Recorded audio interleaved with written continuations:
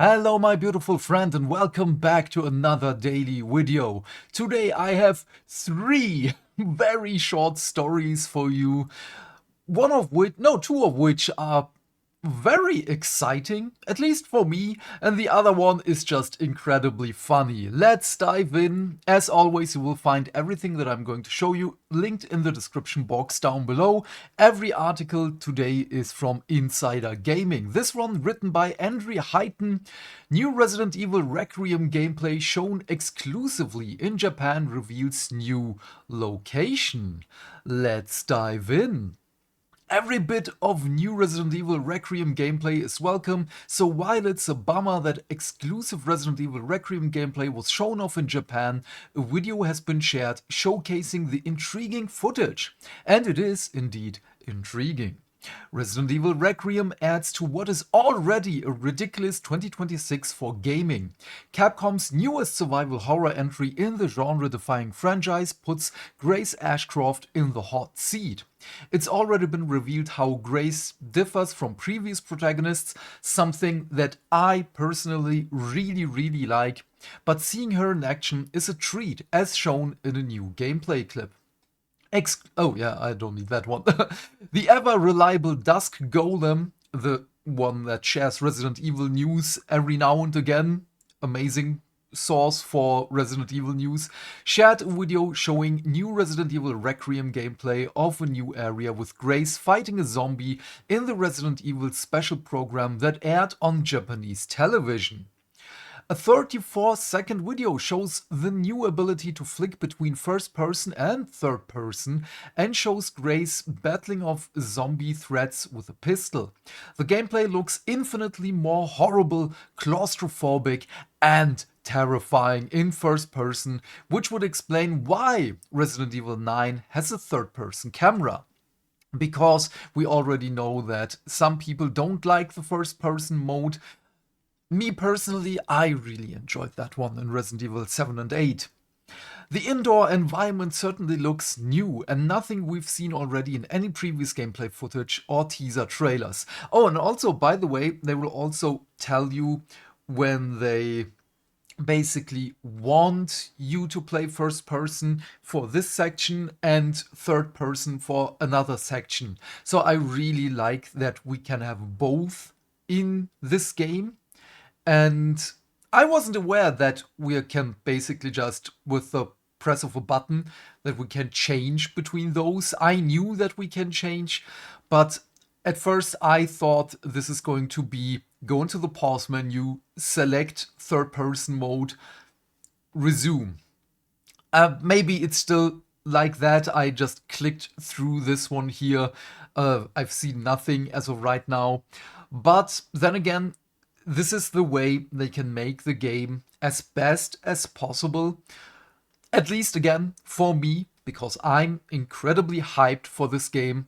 And with the claustrophobic scenes in first person mode, just as a reminder, if you have played Resident Evil 8, not only Lady Dimitrescu's castle and the underground area with the doll and the baby. This in first person mode, I'm not going to say anything else. Those were fantastic. But then in Resident Evil 2 and 4, the third person mode is also great, so having a mix of both of them, I'm all for that. So, the indoor environment certainly looks new and nothing we've seen already in previous gameplay footage or teaser trailers. Dusk Golem clarifies that because it's a Japan-only advert, meaning it's 100% the censored Japanese version, it still features blood and gory effects, but presumably to a far lesser extent than we'll see in the full release. So, obviously, I'm going to show you this without sound because I don't want the copyright stuff. And I cannot do anything to the quality. But this, I really do like the environment. This looks great. So, okay, we're almost through. Dude, this looks awesome. I'm really excited for this one. Also, the immediate change from this castle-y area to this underground bunker thing. That's going to be interesting. I want to see more of that. It definitely gives off more of a Resident Evil 2 remake and Resident Evil 7 vibe. Exactly what I want. Which will be music to the ears of those lambasted Resident Evil 8's somewhat familiar return to action and open areas. Well, yeah, that was basically that one. I just wanted to share this again. I'm really excited for Resident Evil Requiem. As I've said again and again, it's also the end of the Umbrella area. Holy crap, it's time. I want a new storyline in Resident Evil. It's not always Umbrella's fault for everything. Then, the incredibly funny one. Written by Mike Straw, Prince of... Oh, did I say that earlier? Andrew Heighton wrote that one. I'm sorry if I just forgot that I mentioned him earlier. Prince of Persia Sands of Time won't be at the Game Awards. Oh boy, what a big surprise. We already talked a couple of days ago about the Prince of Persia remake. And I'm not going to read everything here because apparently it was... Oh no, you know what? I'm saying one thing, then I'm not going to do that. If you were hoping that the next look at the Prince of Persia Sands of Time remake would come at the Games Awards 2025, prepare to be disappointed. No, I'm prepared to be amused. In a post on social media on Wednesday, so yesterday, the official account for the game confirmed that it won't be making an appearance on the annual show. Sorry to disappoint, but can confirm Prince of Persia The Sands of Time won't be at the TGA this year. So to me it reads like, we wanted to show you our game at TGA, but we received backlash because of our character designs and the stupid decision to make Farah immortal. Yeah, we have to change that. This confirmation comes after there was speculation, including from insider gaming sources, that the game could make an appearance on December 11th. Oh, that's not that far away. That belief that it could appear, though never fully confirmed, is because the game currently is slated to release in January 2026. Huh, okay. Announced back in 2020. Okay, we already had that one. So let me just quickly show you something. This is it.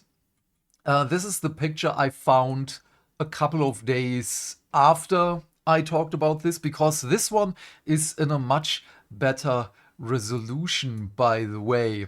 Let me just scroll a little bit. You can see, let's just go to 100%. What did they do? Again, holy crap, what has happened to the prince? I said it earlier and I'm going to say it again, the Sands of Time were not merciful to both of them. I mean, how did you get from this hottie to this guy here with all that gel in his hair, and I don't know what happened to his outfit. At least he kept the belt. And what happened to Farah? Oh my god, this looks like... Someone said it in a comment. It looks like his aunt right now. What? I mean, she's not that ugly. I'm not going to say that one, but it's not looking good. I mean, the downgrade, that's not looking good. I mean, she looks fine, but still. And then again, the making her immortal is such a stupid idea.